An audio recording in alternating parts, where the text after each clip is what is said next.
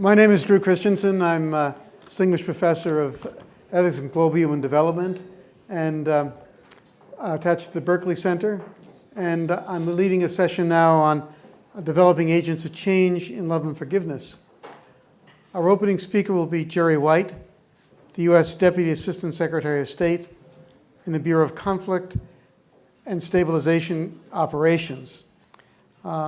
He's worked with the International Campaign to Ban Landmines at the time that it received the 1997 Nobel Peace Prize when he was 20.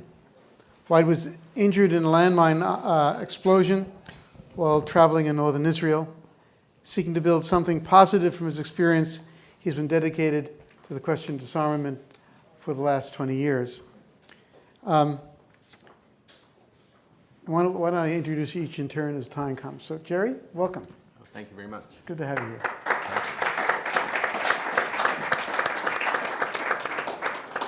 You know, it's a great pleasure to be here and to be able to talk about such an important topic. In fact, I probably won't use the word forgiveness much in what I'm talking about because it is one of those holy words that I can't quite project onto anyone. It's a very personal community thing as well as individual thing to ask someone to forgive and to forgive. So in my case, I'll start with what was referenced earlier as a personal story.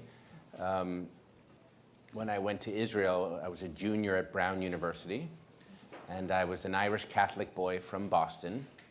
And in fact, my father was a Georgetown dropout who had gone to run a family business in Boston. So we have fondness and connections here to the university.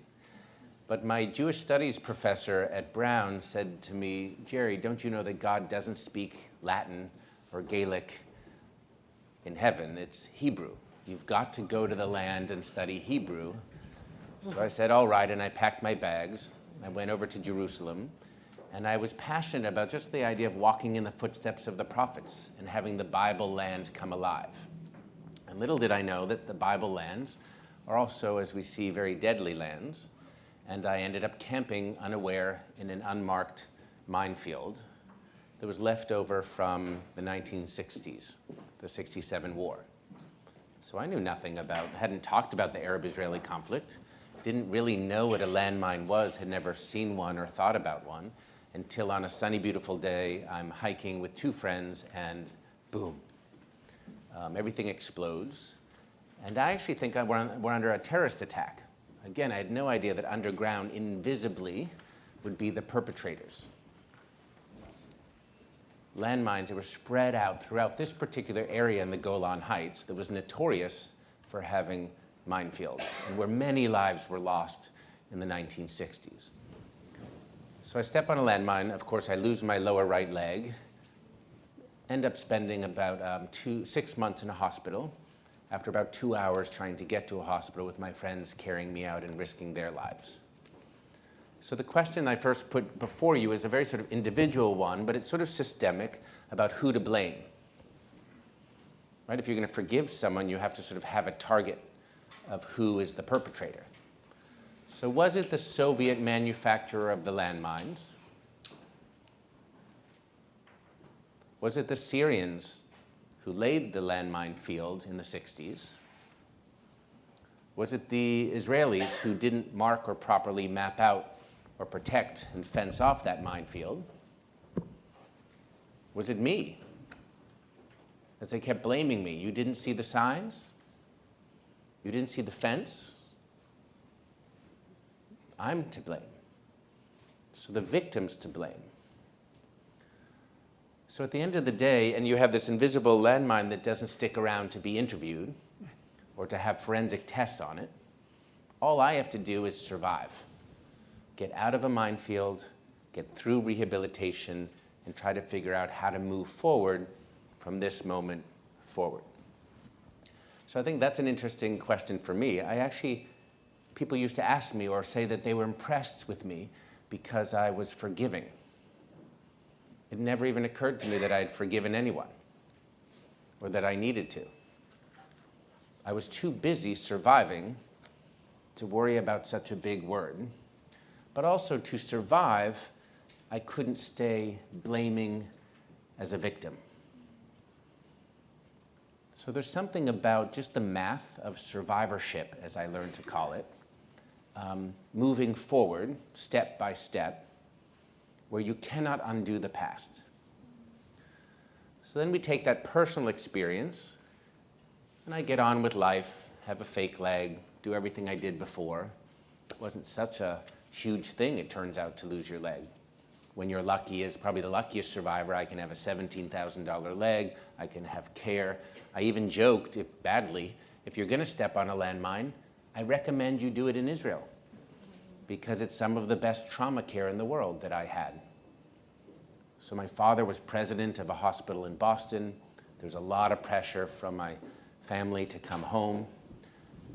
But I decided to stay in Israel because it was sadly normal to be missing arms and legs and eyes in the 1980s. This is April 1984 when I had my accident. So why did I stay there as well? Well, the fellowship of suffering is part of finding meaning, finding peer support, finding people who understand you is part of recovery. So I didn't need to just have the best lawyers. I didn't need to have the best nurses and doctors in Boston. I needed to make my situation normal, and as we heard earlier, to feel a bit understood. I didn't want to be blamed every time I woke up from an operation for not seeing the sign in the fence. So I would posit that the people I had to forgive most, perhaps if that's what it's called, were the nurses and doctors or Israelis I met who never wanted to believe that I didn't see the sign in the fence. I was asked repeatedly. And when I would answer, there was no sign, and there was no fence from where we entered, and there are even Comptroller General reports about all these minefields in the north of Israel that are not properly marked off. And the answer was, lo יכול להיות, like it can't be. So you aren't even believing the voice of the victim. Last time I checked, I was the one who lost a leg, skin graft, couldn't walk, 6 months. I could have been super victim, but that's what made me mad. Those were the voices that I had to forgive. So I find it sort of interesting. It's not the Soviets, it's not these concepts or whole peoples or nations or systems. And at that stage, I didn't understand the problem of landmines. It was only 10 years later that we started to learn in the movement to ban landmines that there are up to 80 million landmines buried in over 80 countries, and 80% of the victims are civilians, not soldiers. Like, these are like innocent civilians who are normally the victims of war. How do they forgive? It's not just me.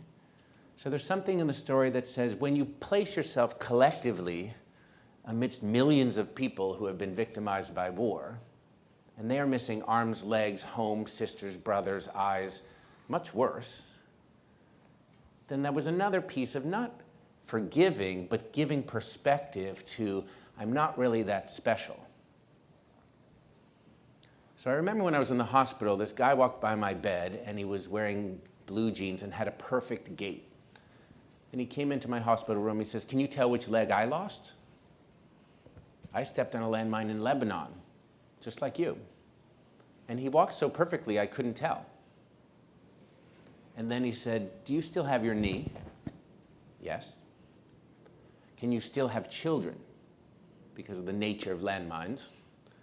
"I have 4, so you can relax." And he goes, "You know what you have? A nose cold. You'll get over it."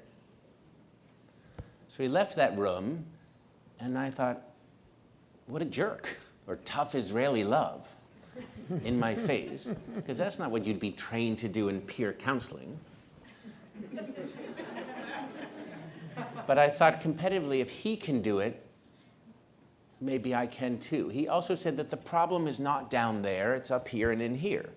As a 20-year-old, I didn't know how to think about these things.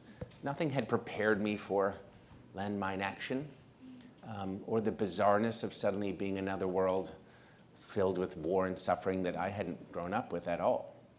So it puts you in perspective. How bad's your victimhood?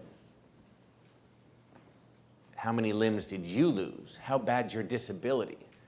And then the veteran system incentivizes victimhood to say, well, if you're this percentage and you have some PTSD and some extra stars here and you're a little depressed, your percentage of money you will receive for your victimhood is higher for the rest of your life. So then you're in a new game that the system tells you, count your victim chits, call the lawyers, and you'll be richer. All the while, you're missing some pieces, and it wasn't your priority to get rich after victimhood. But the systems, the policies in the world tend to reward victimhood. So then I moved forward another 10 years, and we started to work with survivors all around the world, it turns out, in the landmine campaign. And the campaign showed me that all these victims had not had proper care. None came close to the services I had, that I might have been the luckiest survivor in the world. So what was it that caused them to forgive? We started to do peer support and rehab for tens of thousands of people and war victims around the world, and we got them to raise their voice in the system. In all of these peer visits, hospital visits, home visits, when you asked victims who had missing all sorts of pieces of their lives, it was, I think, what we heard earlier, recognition. Did someone care enough to ask? Did someone listen? Was there a shred of dignity in the survivorship or in the trauma? And that was interesting. It's almost like some people I went to visit in Vietnam where we had been the perpetrators. You're in the middle, in Quang Tri province, middle of a heavily mined area with unexploded ordnance from us, thank you. And no Vietnamese I met were sort of asking, I wasn't asking forgiveness and they weren't asking to be forgiven. They wanted to move forward, and many had been frozen in their lives for a long period of time. So the fact that people came, listened, and did simple things moving forward, practical, getting a fake leg, having job training. So very interesting pragmatic steps can heal. Nothing grows legs back. So after studying all these survivors from Bosnia to Vietnam to Jordan to Mozambique to Angola, all around the world, thousands, there was a pattern of survivorship. And I'll finish with this and open for response. But there was something about, we never used the word forgiveness, peace, reconciliation. We were doing work in that category. If you're playing the game of Jeopardy, you're like, I'll take reconciliation for 500. I'll take peace and justice for 1,000. This is the category. But the words of love and forgiveness are so high that we had to get down to like, well, what's your personal truth here and now? That maybe just hearing truth, people's stories, might matter on the path to healing and recovery. And we found out that there are 5 steps where people overcame their traumas. And I find that they also apply collectively, but individually, across boundaries and borders. Number 1 was breakthrough trauma by facing facts. My leg is not growing back. I'm not a starfish. My hair's not growing back. There are lots of things that just are facts. And emotions are facts too. So people's response and emotion and tears and anger are to be registered like science and math. It's not saying what's right and wrong. These are just facts. People don't feel good about losing limbs and war. Number 2 was choose life. That was also code for wanting your life to be better than this awful moment. Hope, transcendence, being able to cross over. And we found that those who did have meaning or faith narratives tended to have a competitive advantage in survivorship, living positively in the face of disaster. So choosing life, hope. Number 3 was reaching out. That in fact, isolation would kill these survivors, that if you are broken from community and the temptation in trauma is to withdraw, that in fact that would not work in your favor. No one survives alone, just like no one succeeds alone. The 4th aspect of recovery and survivorship was get moving. If you didn't actually go to your own rehab or get out of bed or a cot in the morning, you aren't going to get much better. So even personally, when I remember I was first put in a wheelchair in a lot of pain, and the nurse managed to get me in and wanted me to go down to the cafeteria for that delicious food. And I was waiting for her to push me. And she laughed and she looked at me. She says, if you want to move, push. There was no coddling. But it was a very good lesson, like, you have to do your rehab. You have your thing, I have my thing. We all have things in the world we need to forgive the universe for. It's just a matter of time before something hits you. A tough date or anniversary of trauma. So get moving. Face facts, choose life, reach out, get moving. And then the last one I'll end with is quite, I don't know if it's the etymology of the word, like being in favor of, for, giving, or givenness, but the fifth step was give back. That it turns out, not only from the science, but also from the sort of social anecdotes, as well as this collective group, those who were the super survivors, who didn't stay victim, almost all of them were givers in some way. So they learned to give in small and big ways throughout their trauma and recovery. And so even if they were missing arms and legs and burn victims and lost their house, why were they smiling? Who are the super survivors? The super forgivers? Those who were able to give, pay forward, pay it back, whatever you're going to call it, to give back in some way to a pretty hurting world. That might be as simple as the peer support visit I had. I know when I went to go visit other people who are much worse off, it made me feel better. I don't know how much I helped them. So a lot of our giving is actually for us. I think that's also interesting, that it isn't about these other people. It's what did I do? How can I forgive, be a giver? How can I move forward? And not stay a victim, which means living in the past, blaming, resenting, self-pitying. These are hallmarks of victimhood, like an addiction and a disease. And the worst is taking, entitlement. It's the biggest whiff of victimhood. Living in the past and being entitled. And the hallmarks of survivorship, of these super survivors, were courage, perseverance. The number one sign of resilience is humor, having perspective, right? As well as being a giver, generosity. So I think forgiveness must be generative, but I never really used the word or thought too much about it, actually, until now. But I do know giving matters, and I think that might be the secret sauce. Thank you, Jerry.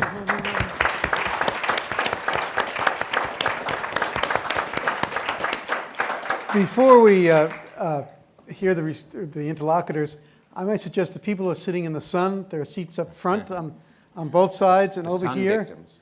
You can get out of the sun, and I think you're probably more comfortable.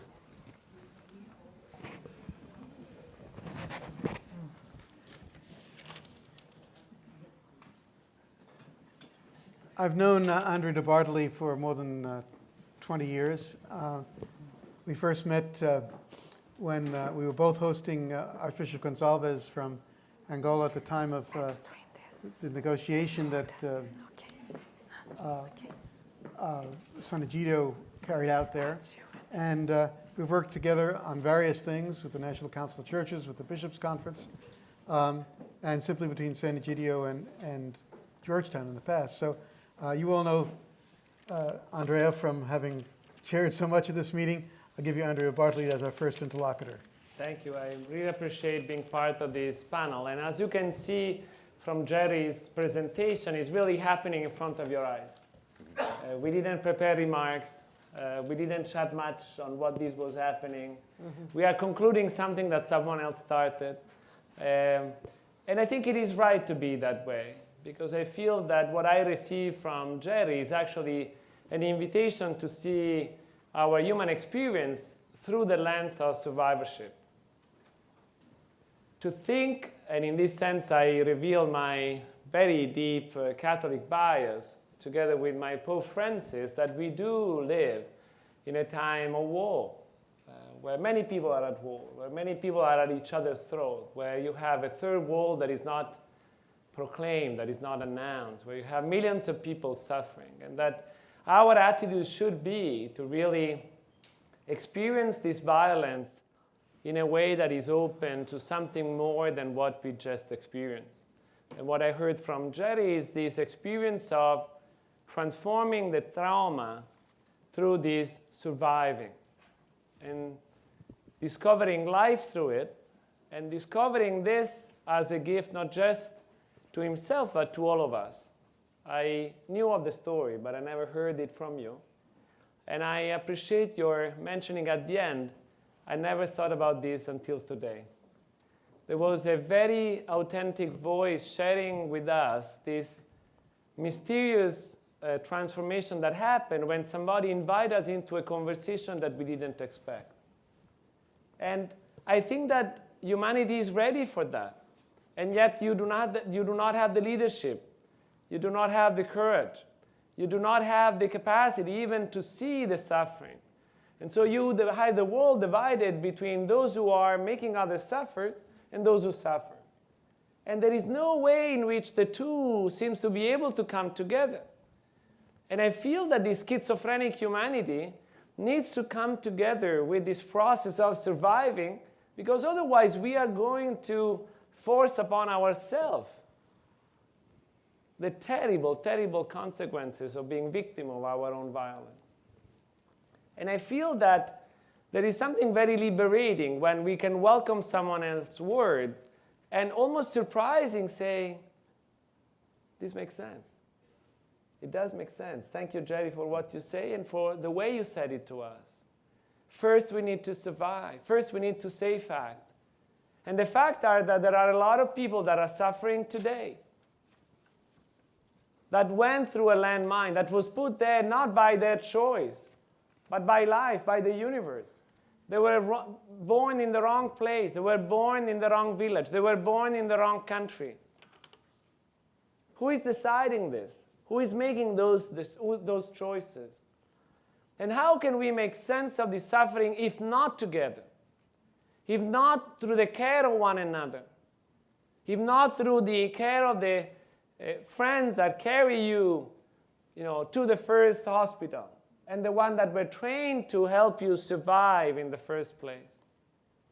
But I do believe that, as the organizers said, we do need to see the way forward by developing agents of change in love and forgiveness, by taking our own experiences seriously, and by taking seriously the experiences of suffering of others. Unless we do, unless we tune ourselves to the suffering of others, there is, in my opinion, simply no future. Because we will box ourselves into the illusion of comfort, this very American word, I'm not comfortable about it. As if life was about comfort. But no, life is about surviving, and surviving together in solidarity. And again, I reveal my Catholic bias by remembering that when Pope Francis encountered the community of Sant'Egidio a few months ago, he said, solidarity in many quarters is a dirty word. But it cannot be. Solidarity is a human word. It's a word that brings us into the freedom that is coming, into the freedom that we need to have in order to be who we are, in order to develop the potential that is otherwise constrained by the violence, by the suffering, by the evil that we do to one another. And a lot of it is also this very simple, not even thinking. The sign must have been there. You must have been the one not looking at the indication. How could you possibly make that mistake? But I feel that after a day and a half, working together in this Love and Forgiveness conference on governance, is that we have a little bit of a grasp that whatever is going to come is going to have something to do with handling human suffering differently, giving each other recognition and reward for this generative capacity to move forward, to move beyond. So my deepest thank you to Jerry, and my commitment to help this world that is coming, because I think is really needed. Thank you, Andrea.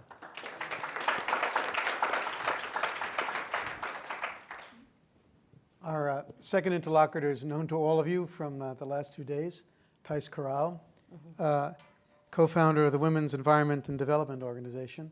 Thijs, you have the floor. Yes, thank you very much. I was here kind of saying what would make sense to say. And I think, we have heard in these 2 days and this morning with our keynote how important is kind of in this process of healing and reconciliation to kind of come to grips with the memories, no? And just hearing you, I said, what a nice way, or an exemplar of telling a story of when the trauma and the way the trauma has hit you, no? And I think that this was one of the efforts of Fetzer, no? Kind of recall through these exemplars ways in which people have recovered, but also they re-articulated the story of their own trauma. And I think this to the world, and knowing the way that so many people are hit by this trauma, not only with landmines. No, I come from a country that doesn't have, which has one of the highest rates of juvenile murdering in the city, you know, in Rio de Janeiro. And all these stories somehow are, most of the times, they are kept in silence, and people don't have not even the possibility, you know, the families, the friends, of articulating them in a way that can be this door of healing, no? So I think the example of recalling these memories, like you did with all the elements, that I think are very important ways, doors of this process, no? And in that way, I think that the Fetzer initiative and the initiative we did in our FAC of picking these examples and actually presenting them is a very good reference for that process, no? Because that's the first step for what was the title of this panel, no? How you become an agent of transformation, how you transform, as you said, you forgive by giving, no? An agent of transformation is somebody that is on the move from the trauma to something else, which is the best way, without any doubt, of transforming a trauma, be it individual, but also for collectivity.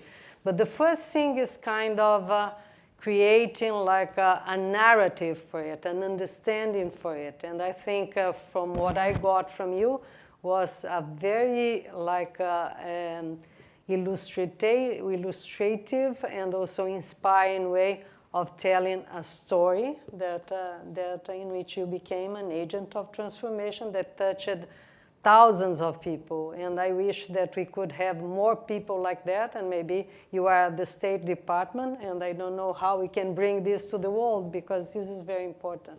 Thank you.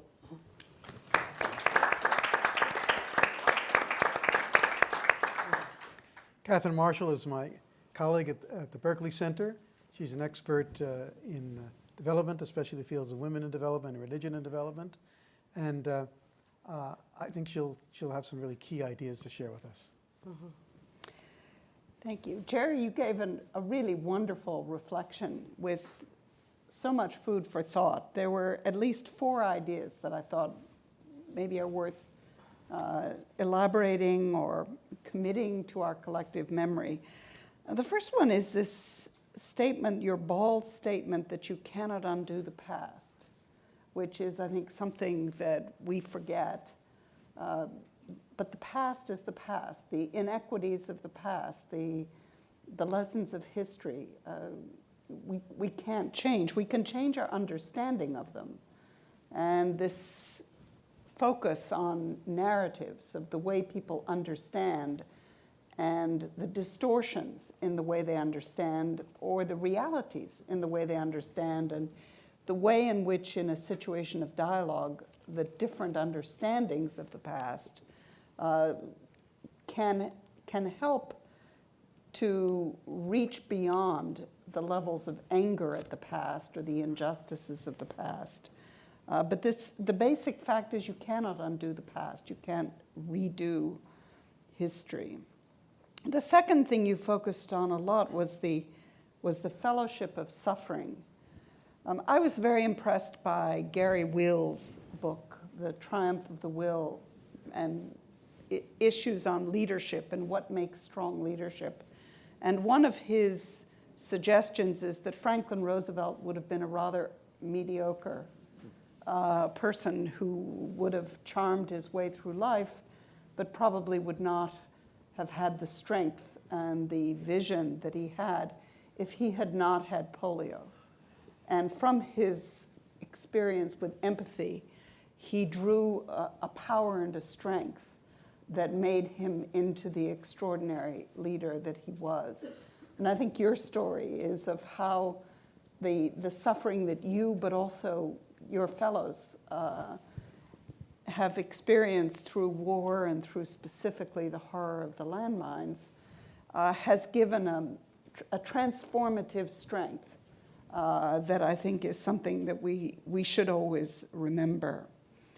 The third is the power of the fellowship of the suffering. And another example that impressed me was that the people who are living with HIV/AIDS, who have formed a movement which said, we will not accept that people who do not have the treatment that we have.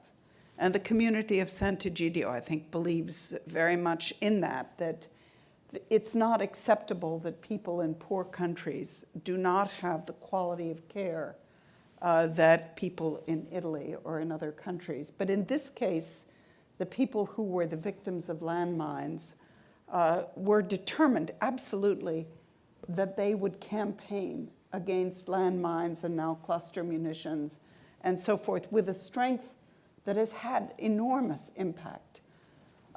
There are also a number of other fellowships, some of them of women, thinking of Guatemala, the widows, the mothers of the disappeared. It's a rare example, I think, of movements that come out of an extraordinary individual experience which turns into a collective power to change the world. And your witness and your example are very powerful and very moving examples of something that I think we need to look to, a well that we can draw much, much from. And the fourth word that you used, and that again has echoes for me, is resilience. Resilience is one of the most mysterious, I think, and overused and underdefined words in the current lexicon. It means many very different things to different people. It's primarily been used in response to climate change and to almost the physical resilience of communities to survive and rebuild in the face of disasters, but also in the face of the creeping changes.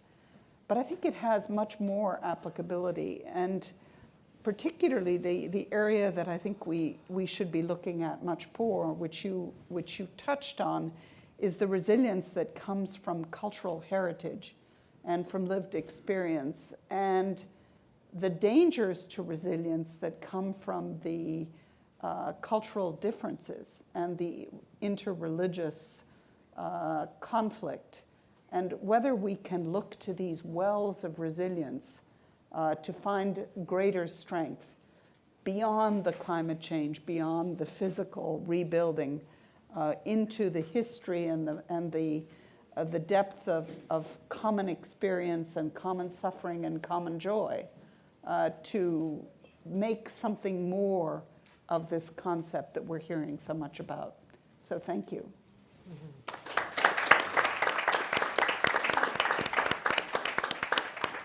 Jerry, do you want to respond to any of this? I was wondering also if you could share something about the covenant, if you can find a way to put it in. So we started personal, then you saw the story in the reflection, which I think says there is something for universal in the personal of, that in each of you would have a before and after moment perhaps, where you'd have to discover your version of resilience and your choices on how to bounce back, as it were. The good news is the sequel was, as we build on this campaign, I went and I didn't know that I was one of a solidarity of suffering. And then I met other survivors, but I would go to the first UN conference on landmines, and there were people with the mic from big international NGOs or sometimes governments, and they would say such things that we've heard before. I speak for those who cannot speak for themselves. the poor, the suffering, the marginalized, those who couldn't afford the per diem or the airfare to be here in Geneva today. So I'm being a little sarcastic because everyone has a place for their voice. But in speaking for, quote, the voiceless, one must be very careful. It's another area of sacred territory that I think one should be careful of. So we believed, as I started to say, well, no, but we'll pass it to the Afghan grandfather and the farmer from Bosnia, and yeah, the American dumb tourist, and my colleague Ken Rutherford, who lost both his legs in Somalia, doing humanitarian work for the IRC. So all different stripes, all different types of fake legs and experience, but radical inclusion becomes a principle of work. So by injecting the movement of survivors in the 1990s in a coalition effort, not just exclusively, we had no monopoly on truth, we had a witness that was part of the lifeblood of the campaign to keep it real. So we took the poster children of mine victims with stumps and blood and activism, anger, and we brought it into the campaign as a stream on what would a creative landmine ban treaty look like. That wasn't just an arms control treaty, but it also addressed the needs of victims for the first time in history, but not just through reparations, but in urging social and economic and rehabilitation care for those most affected. That has a sequel as well. What we learned in the landmine movement was innovative in the 90s. We built on in the cluster munitions ban, which was also taking rights-based language. And then we worked on the Convention on the Rights of People with Disabilities. The whole point was in each case, you tended to have diplomats at the UN talking about subject matter, and then you might have token speeches or a witness or two. But in fact, we said, if we're talking about disability, there is the slogan, nothing about us without us.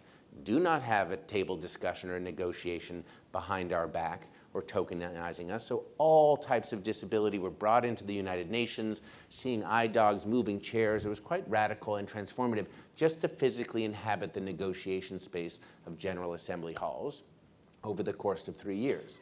And the result of radical inclusion of survivors, those most affected, or those, in the sense of people with disabilities, led to the most comprehensive human rights treaty ever negotiated with the most teeth in the record time, in partnership with governments, NGOs, et cetera. So bringing people into the tent, making sure that the voice is radically included and listened to, although not always right, it is very important.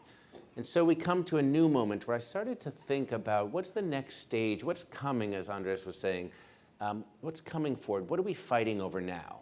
Well, religion stats, religious violence or religiously infused violence, this sort of confusion that people have, seems to be growing. Social hostilities in the name of God and religion are going up, even though violence and interstate war is going down. So what is that? There is something about religion that is adding kerosene, in some cases, to violent conflict. And it is an identity question and a very personal one. How does religion victimize, and how is it a source of resilience?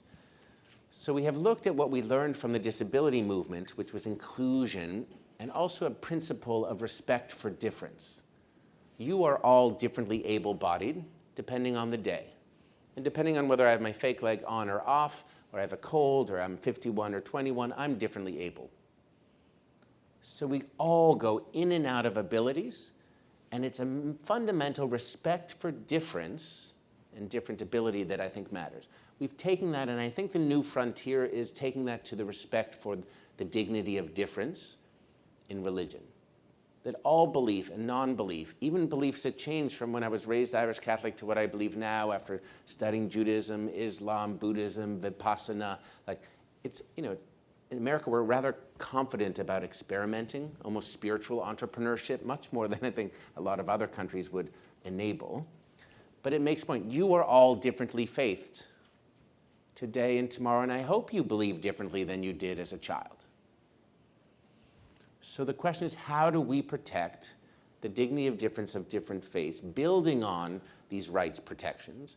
So what has come up is a possibility of developing a global covenant just to stop killing innocent civilians in the name of God. How do we stop the mass killing in the name of religion, and stop the justification used by citing scripture or your religion to make it all right? So the anti-ISIL campaign brings it into stark focus, what that dark moment could look like, where there is no negotiation with the difference. It's like, don't be different or you die. And as a person at the State Department working inside the system, I'll raise a provocative question. What do we do about this? What is the role of religious leaders, or over 80% of the world that are religious actors, in being part of the solution, not identified just as part of the problem? That really is like the 0.202% of what we're trying to deal with. So my provocation as a personal story, since you've heard it, would be when I was in the hospital, a month in, the doctors came by my bed and I could hear them speaking in Hebrew, and my Hebrew wasn't so good at that time. And they were talking about necrosa, gangrena. Something I was trying to pick up that clearly I had gangrene and necrotic tissue at the bottom of my leg, and they were concerned. And they finally sent someone in and drew on my leg that you have to sign papers to cut off another piece of your body, because the gangrene will kill you. Like, it's not really a choice, but I had to make the choice.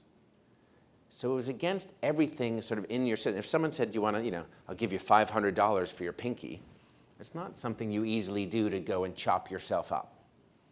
So I rolled up with my wheelchair, took the x-rays, tears going down my face, and I thought, like, why? It's so hard to hurt yourself. And can I forgive myself for chopping off myself?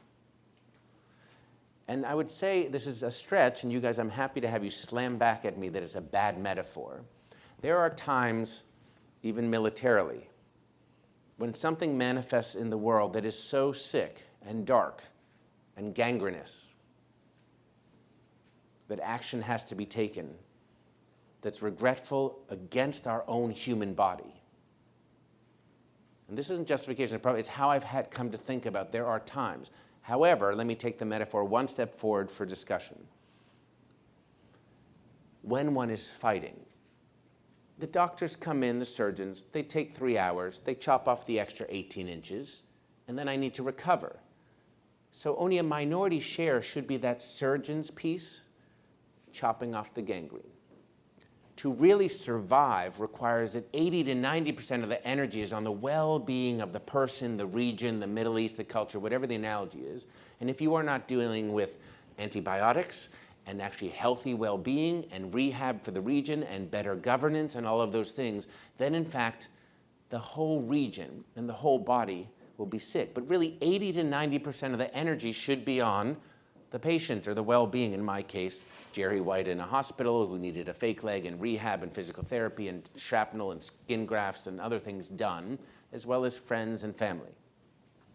What is our version of creating an ecosystem for health, politically and security-wise and governance-wise, in the Middle East? Because ISIL is a symptom of something gone terribly wrong, as it was in my metaphor.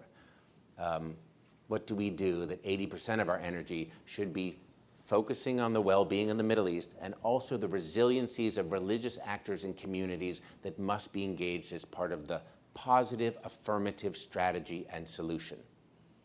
Don't just make it about ISIL. Don't just make it about gangrene. It's much bigger.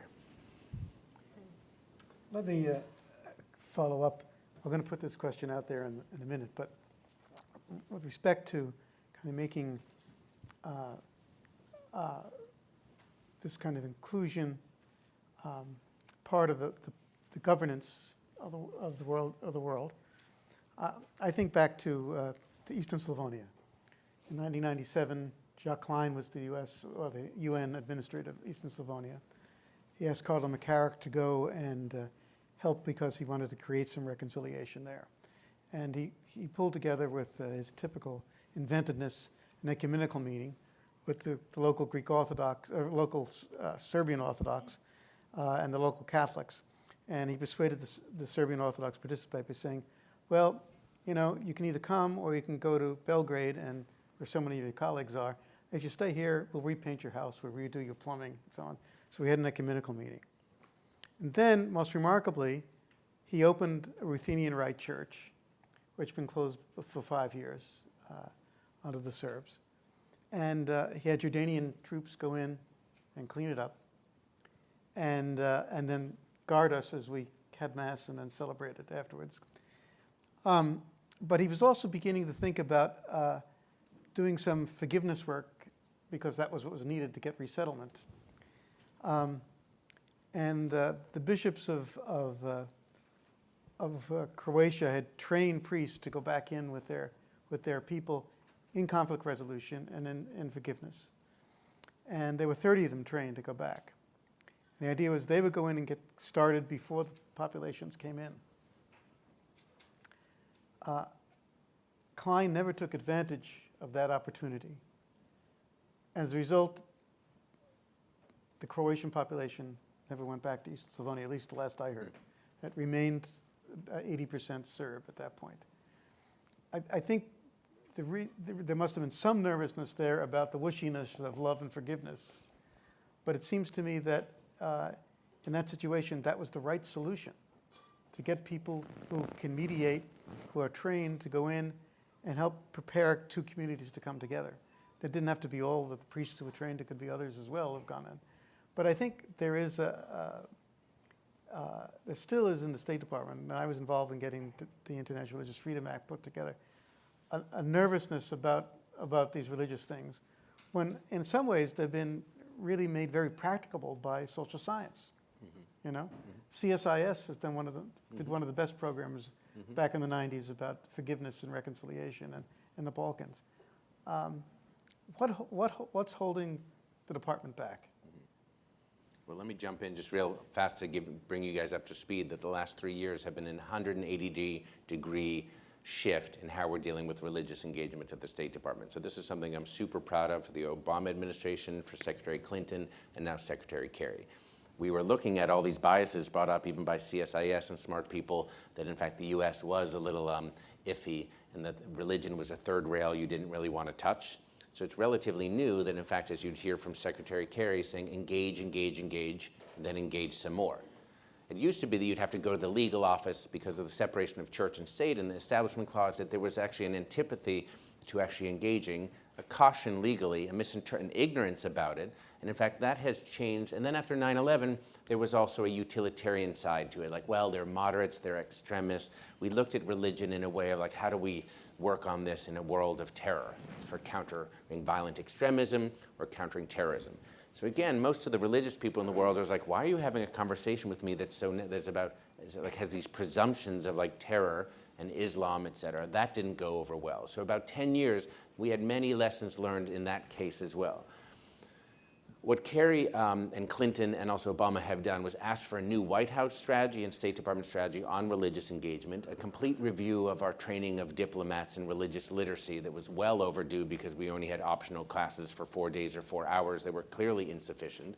So we've started to address that to bring on the religious diplomatic sort of training that's necessary, to start signature projects on engagement, to create the Office of Faith-Based Community Initiatives with Sean Casey heading it, and an upgrade of sort of staff, or I shouldn't say upgrade, that sounds sort of undiplomatic, in a sense of a coalescing of talent to have concerted effort in this issue. So for me, it's one of the things that's been a privilege to do innovatively at the State Department in the last couple of years is really shift the conversation. And other countries are now paying attention to what the US is leading on this front. They find it rather surprising. They also have obstacles, like in the UK, it's not the Establishment Clause, but it might be faith, religion, that's a personal thing. So a cultural barrier as well to engaging on this issue. But everyone is struggling. I'm telling you, any of you studying this, 2015 will be the year of religion, conflict, violence, and diplomacy. Every time you open the newspaper, you're going to see it. It may be that we're misdiagnosing, it may be that the vocabulary is wrong, but my grandmother, my mother are reading this and saying, well, that looks like it's being called religious violence, or violence in the name of religion, or some such, and we're all in trouble. So what are we going to do about that? And that's why this effort, a collective effort that is being explored, which is what's the US role, not to lead from ahead of the game from the Middle East, but in the formulation of a global covenant of world religions that has a strategy that's religion to religion, a strategy at the UN that's interstate and based on law and policy, and also an intercommunal strategy where most violence takes place, right? in neighbor to neighbor, machete to machete. So what is it about the best practice of NGOs and people who are on the front line in civil society that they can share and scale for the world? So that's a pretty new and, I would say, assertive strategic initiative of the administration that I'm quite proud of. That's good. Good to hear. Who wants to speak to this question of global covenant?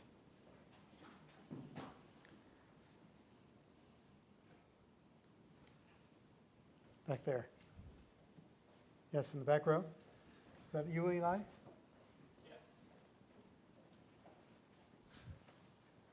Is this on? Yeah. So thank you for your presentations and your comments. Great conference. I want to comment a little bit about, I think, where Drew was kind of going with this question, and it's related to the metaphor I think you chose with the gangrene and ISIL. I think, first of all, ISIL came out of a process, a system of choices and actions, right? And many of those choices were choices that our government made decisions about. Going into Iraq with violence, supporting bin Laden when he was fighting against the Soviets in Afghanistan, which turned into Al-Qaeda. And then ISIL kind of came out of Al-Qaeda. And the leader of ISIL was from Fallujah. And he was responding, in part, to the massive killing of civilians in Fallujah by, us and our allies. So I think gangrene is obviously a biological thing, right? And ISIL is still human beings.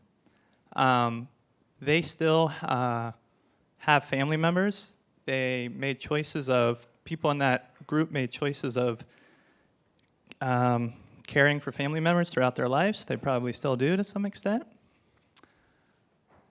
So I guess I want to push back on the metaphor and say that, the title Love and Forgiveness is really inviting us to maintain the humanity, even of the adversary, no matter how ugly, no matter how gangrene they might look. And I think I want to ask you about social reconciliation as a term, because I think that was one of the main choices that we did not do as we kind of moved through Iraq. And it was one of the major causes for why we're in the situation today. Where is that in the strategy, and how can we move that forward within our government? If I can, I would like to add one point on this one, in a sense that one thing that the Israeli doctor did was to ask you permission to cut a piece of your body. And what they were doing was to realize a limitation of their own capacity to heal you. They were not forcing you to have an operation that you didn't want to have. You could have chosen to let go. You could have chosen to say, my life is actually welcome as it is in this moment of trust. And I don't want to cut my leg, and I'm ready for it. I'm ready to go to my Creator. I'm ready to do other things. I think that this is important in your metaphor, because I want to take your metaphor very seriously, because it seems to me that the equivalent would be us listening to the South African saying, we are suffering because of apartheid.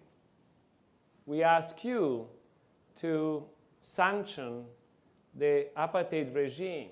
And we understand that we will suffer. We will understand that we will be really in bad terms. But we ask you to do this because we want to be free, and we want to constrain this evil that is on us. Which is to say, we have an agency on our self that is freely given and freely exchanged in a way. So in a strange way, I would say your reasoning works if there was somebody from ISIS coming to you and sending a delegation and saying, help us out to be free. If I'm getting somewhere, in saying, I can see how this respectful engagement is fundamental to our capacity to become. And I think that violence has a problem in itself, insofar it makes this mutual engagement actually impossible. It's impossible to have this liberating engagement if I am at the same time killing you and inviting you. I can't. I'm either inviting you and respecting you and recognizing you, or I'm killing you. I am withdrawing from you. And so I really thought about this covenant, global covenant that you suggested, and I'm really excited about the possibilities, because I feel that the Declaration of Human Rights has many limitations.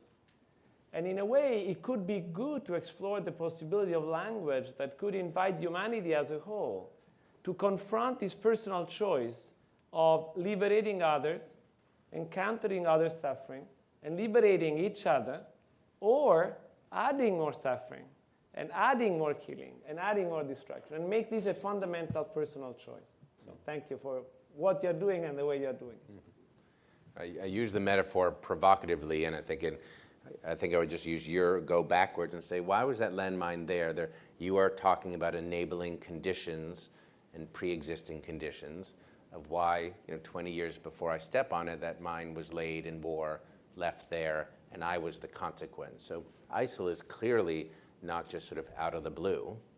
And there are other contexts of what you'd have to analyze in terms of failed governance throughout the Arab transition, including wars and violence and cycles of trauma, including Shia-Sunni old divides and sectarian pressures, including proxy wars happening in the Middle East from Syria and elsewhere, including Iran and Saudi Arabia's issues. So in fact, back to almost my metaphor, I said, can we unpack the past? We want to understand the enabling conditions so we diagnose grievances correctly so we know what we're actually trying to forgive, or if that's the word, or socially reconcile.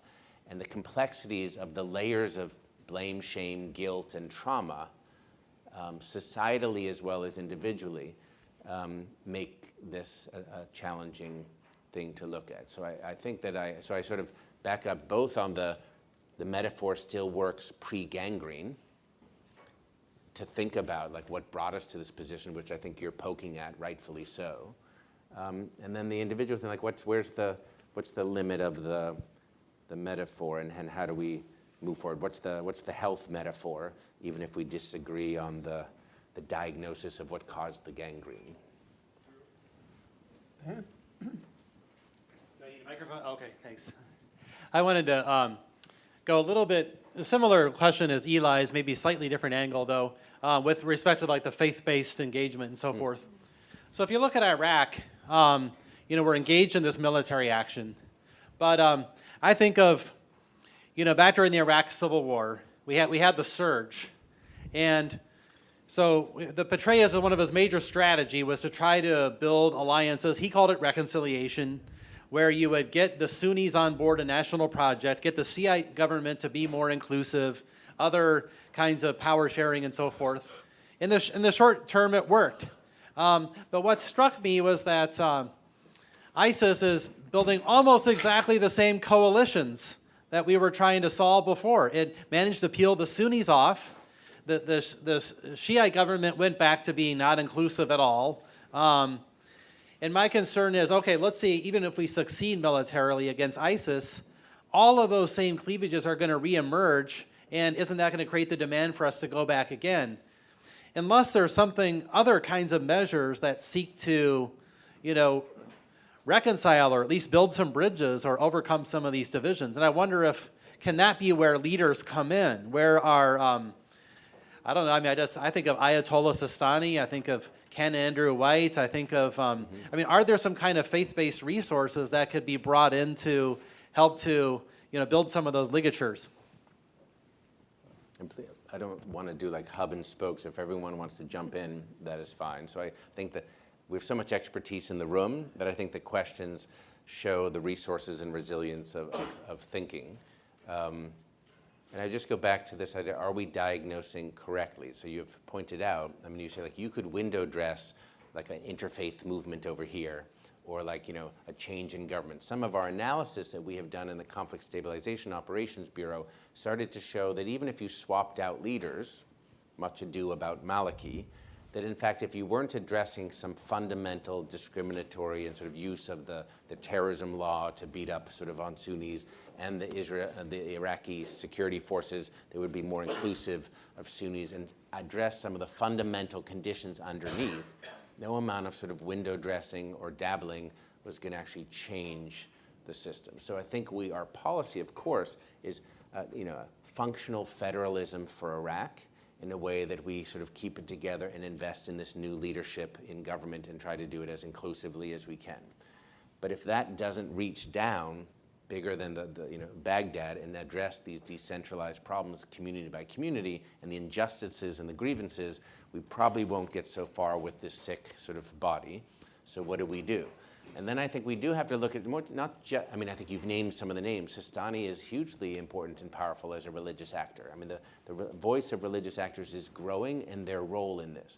I happen to think when St. Francis or Pope Francis invokes St. Francis, and there is a question of pilgrimage to the sultans, what would that look like? I think we're a little bit in suspense in an echo of a story from the past that's archetypal. What does it mean for a highly respected Catholic Pope named Francis to go forth to the Sistanis of the world, to Oman, to Medina? So instead of a CC1, what would a CC2 or Medina 1 look like? It's a radical thought. What is the third act that's unfolding? I think what is happening before us in the assertion of religious leadership? Non-state actors with the breakdown of state borders playing a much more important role in the future of what we're trying to rebuild or heal. And I think that's provocative and interesting. And as a diplomat, you're thinking nation states, exactly. and you have an ambassador who has these borders, and then you go to another border and a nation state, and Syria is dealt this way, and Iraq is dealt this way, and clearly it's Iraq plus in the region.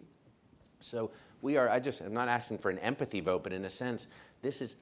And it's not just to say things are complex, we can always say that, but we need new tools and ways of dealing with these things for like treatment and sustainable care.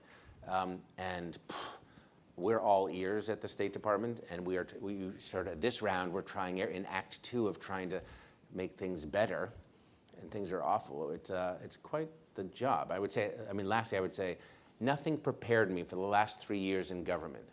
Organizing 1,200 organizations from around the world in 120 countries to pull off history and landmine campaigns or other campaigns, which I thought was hard. Moving inside government, dealing with the enormity of even moving our own government 2 to 3 degrees for good effect that can still affect millions of lives is much harder than I thought, shall we say, that coalition building, let alone this bigger coalition building of 60 countries, and what are their interests when you say you're in a counter-ISIL campaign or coalition.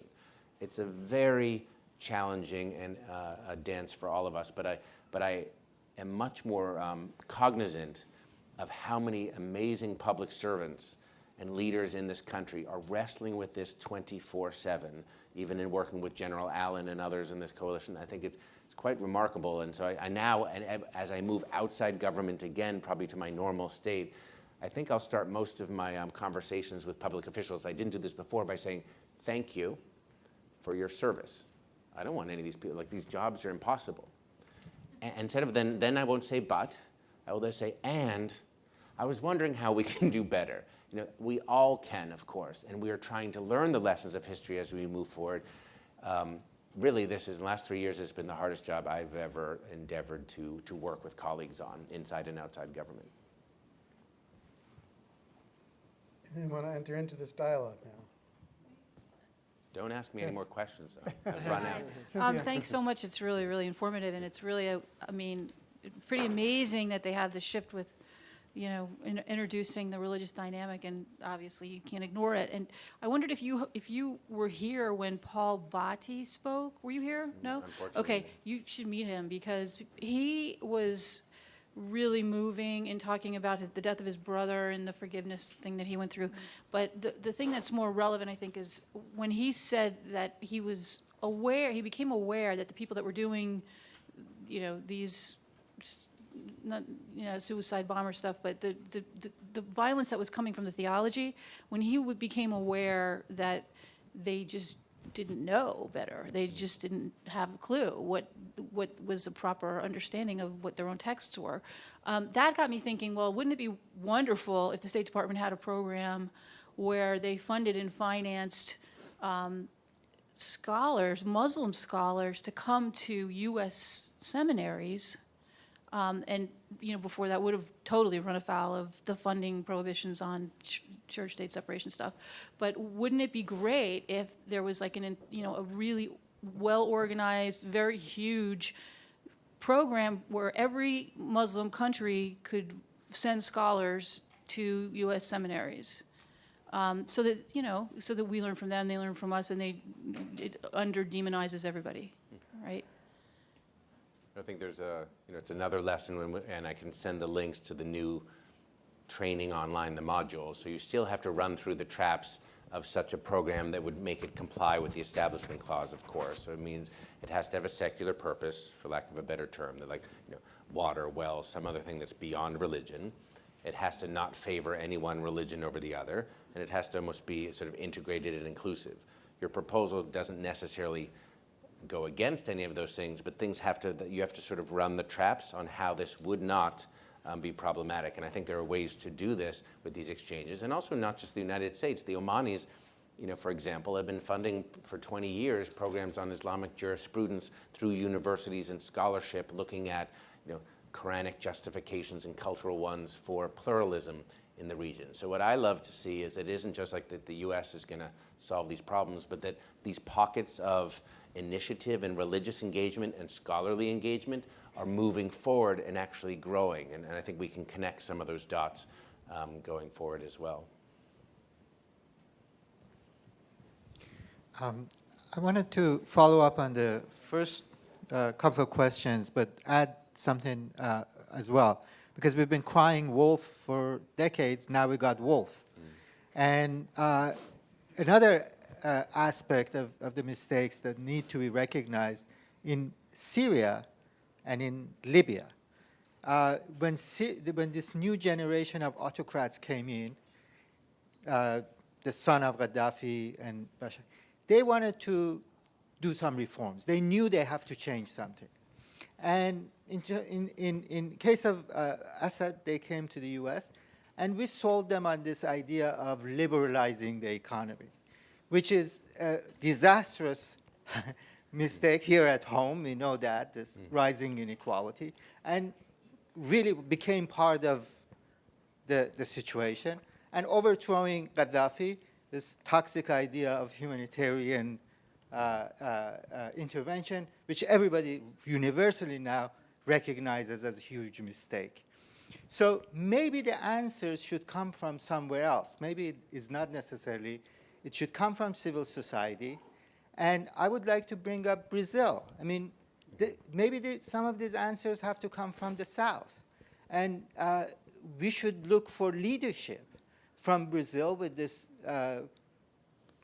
successful experiment internally to develop South-South solutions, and they're not seen as a part of the empire and so forth and so on, and more as brothers, and so maybe the whole process has to change. It's not so much about messaging than about substantial changes. Maybe at a point from Brazil, I think President Obama has been like almost more European than the Europeans in terms of multilateral response and emphasizing shared responsibility. So it's not just like south to south, it's south to north, north to south, east to west, like wherever we can build a fabric of the wisdom of leadership, particularly when things have not worked in the past. So I think, and Brazil would be one of the models. I mean, all countries have their problems and mistakes, but on the religious, in the interreligious and pluralism front, it's quite a remarkable story as well. And they have, it might be Indonesia, it might be Brazil that we would, in the Middle East, would learn a lot from, as opposed to hearing from, a party to conflict in the Middle East right now. Yes, and just I want to make a small comment related to what you also said, this new emerging leadership, a non-state actor like the Pope, Pope Francisco.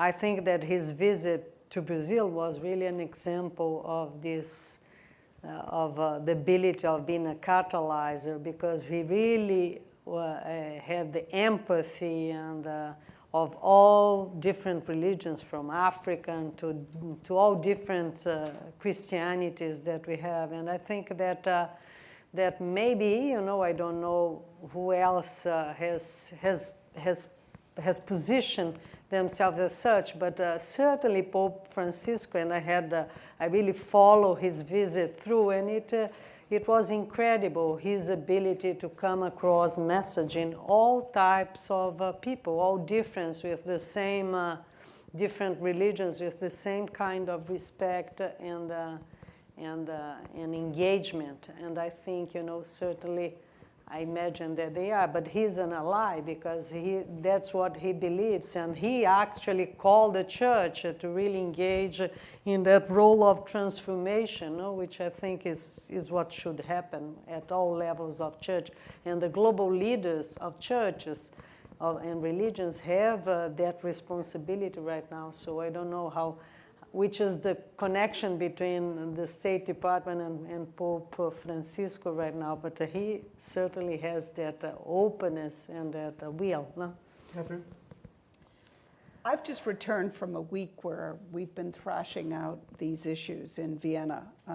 And there are two messages that I think are important that we keep in mind, that we keep hearing. One is that we have to appreciate the appeal of the messages of ISIS, both theologically and politically, that if we don't understand that there is an appeal that's broader than a group of crazies, it's not going to be possible to address it. So really, whether it's through the theology or whether it's through the religious engagement or dialogue, or whether it's through going deeper into psychology and every other discipline and history, we have to have that. The second is that there is no solution without addressing the fundamental issues of governance and development. And that means corruption and jobs and the education system. I think those are the three that just come back again and again. Now, there's not that much that can be done from outside, but without recognizing that that's the central challenge, whether it's Nigeria or Central African Republic or Myanmar, wherever it is, those are the keys. I think up here in the front. Good evening. Okay, wonderful, as long as it's working. Good evening. I'm Karina Taylor, first year grad student for international relations. And I'm sitting here listening to this concept of a global covenant, which is wonderful. And of course, Pope Francis keeps entering that conversation, being a world leader of Christianity. But I wanted to ask, especially you, sir, now being inside the State Department, if you think the reason why America, who the world is asking to be this leader, to be this mediator in so many of these different conflicts where religion keeps emerging, if the reason why we seem so blindsided and so befuddled by this idea of sectarian violence, and kind of, if you talk to ordinary Americans, even some of us students, some of whom are personally religious, go to Mass every Sunday, go to church every Sunday, this idea of this confusion about why are these people fighting, and if maybe that has something to do with, not even at a government level, but at a personal cultural level, the separation that we have in America now between our faith and the way we govern. And if we're going to be helping to facilitate this global covenant, how you think we as Americans culturally can bridge that, if that needs to be a self-diagnosis thing first, where we talk about how we feel about faith and government before we talk about how other people's faiths interact with their government, if that's going to be necessary. Also a great question. I think I do think we should look within, and there's much to be proud of in the United States as well, and much to learn from Salem witch trials to Roger Williams to religious freedom that's fundamentally in our DNA. And I don't think that most of the world understands what that's about. They perceive us, from what I understand from polls and from conversations and from politics, as a highly religious nation. We are. And what that means in terms of diversity and spirituality and range, I think, is not well understood. But so we would be seen as a Christian nation, in the Middle East. It's being messaged online in social media to swipe Americans as this, in a crusade-like posture. So there's a lot to unpack there, from the Crusades to America's religious freedom to our DNA to things we have struggled with for decades, if not a couple centuries. So I think it's we can learn from within and bring that, our own struggles, elsewhere, that we didn't really solve this problem so easily and we still are coming up against interpretations. So I like your question very much. And I think it's a challenge for each of us. When it comes to the global covenant issue, it's not so much that, it's that without religious, or a good example might be, you've probably all read the New Yorker piece by Malcolm Gladwell a while back. It just talked about negotiations over Waco, Texas back in the day, and what was happening when mediators don't understand a religious vocabulary, or an Armageddon or Book of Revelation conversation, and they're talking just in terms of national interest, like, well, fine, you can all stay there, just give us your women, give the children, save them, if not yourselves. And the conversation was like this, and also ended in its own tragic deaths. And if you unpack those stories and those tapes, you start to realize that, again, the diplomats or the mediators do not have a religious literacy or vocabulary, and vice versa. The religious crowd is not even hearing the sort of self-interested mediation, supposedly rational. I mean, each was rational in its category of language. So I think for us to study, I think that's why we need diplomats to learn another cultural and language of religious literacy in all its diversity, including our own. And that's, I guess my analogy would be, when we developed the Disability Rights Convention, the disabled groups that had been around for a long time didn't have actually a rights-based vocabulary. They had, they'd come from charitable models and then medical models and then social development models, but weren't part of the human rights table. So 1 billion people around the world were largely invisible on that conversation. But they didn't have the tools or the practice. And when you went to the human rights crowd, Human Rights Watch, Amnesty International, and asked whether they had a disability vocabulary, they would say, well, we don't really have a lot of disability people working with for them. We don't have competence or literacy in that. And we do think of it as like special rights. It would be like missing gender back in the day. So that happens. Sometimes you have to just back up and say the conversation isn't even happening.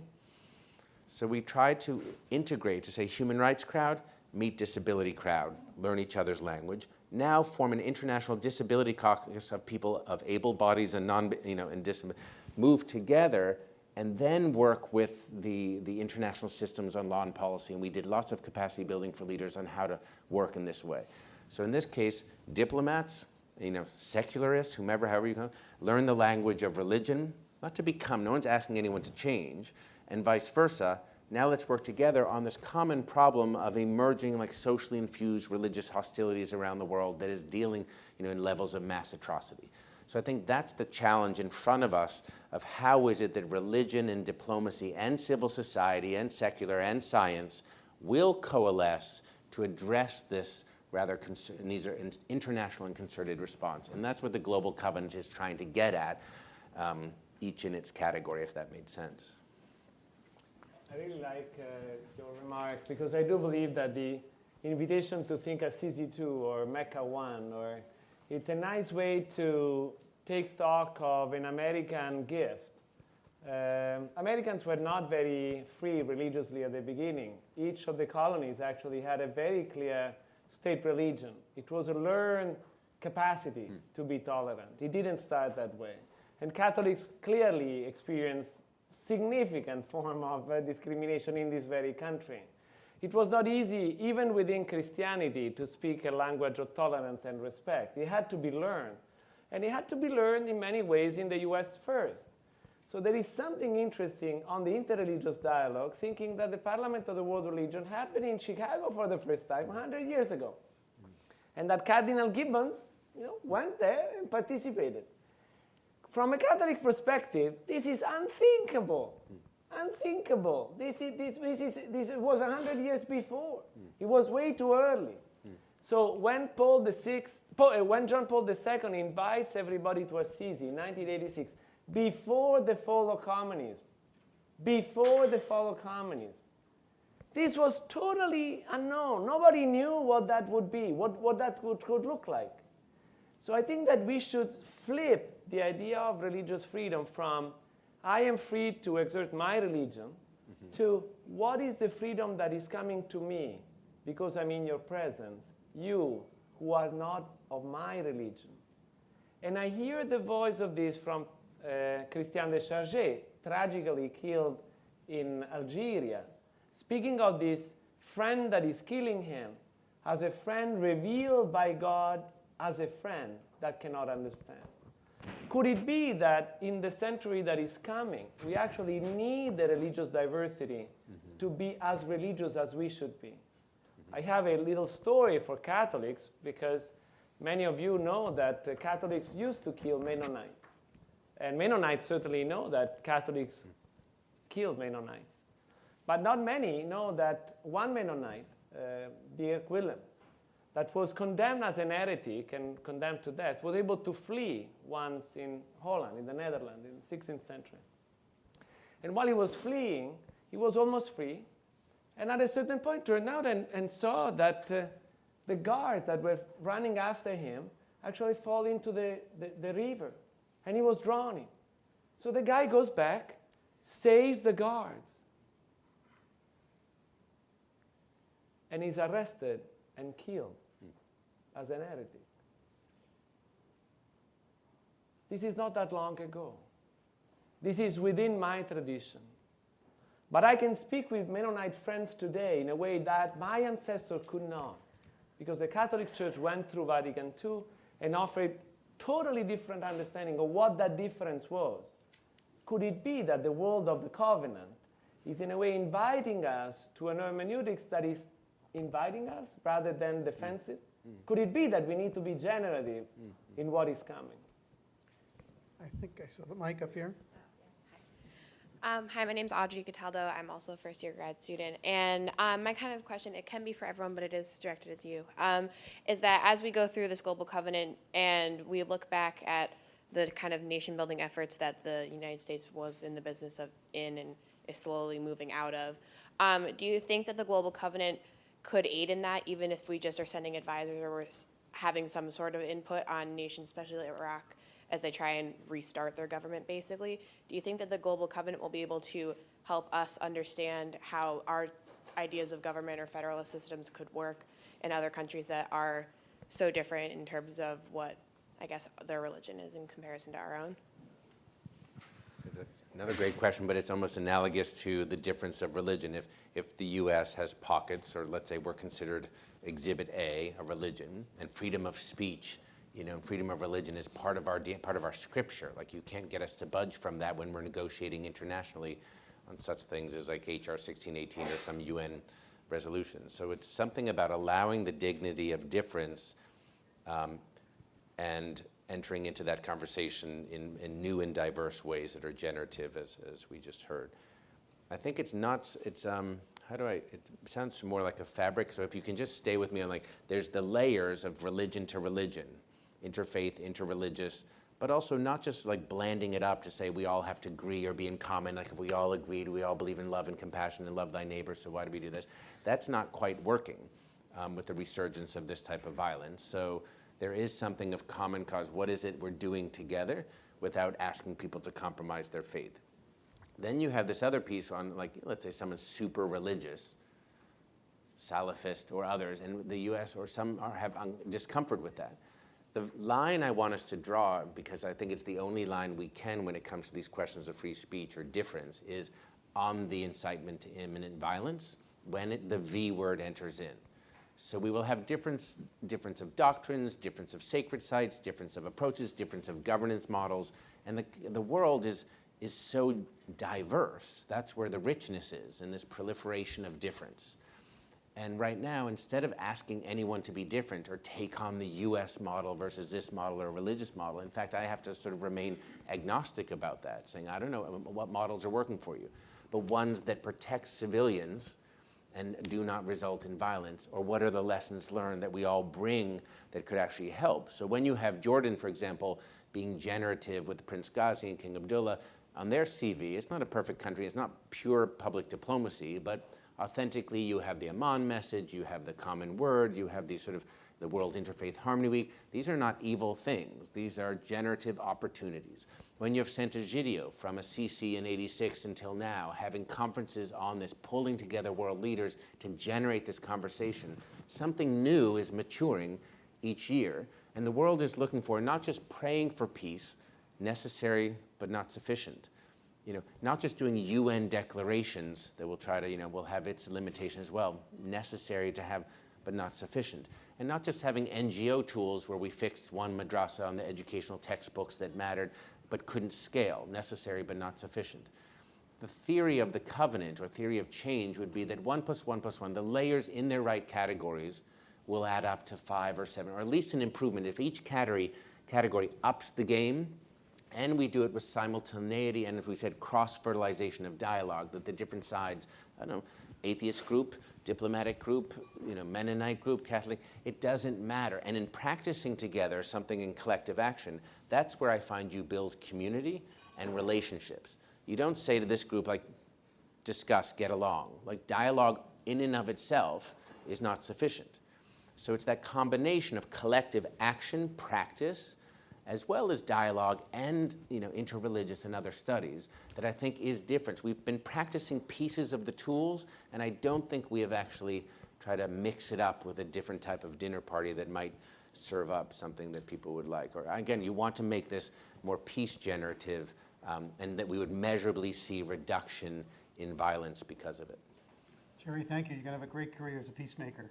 There you go.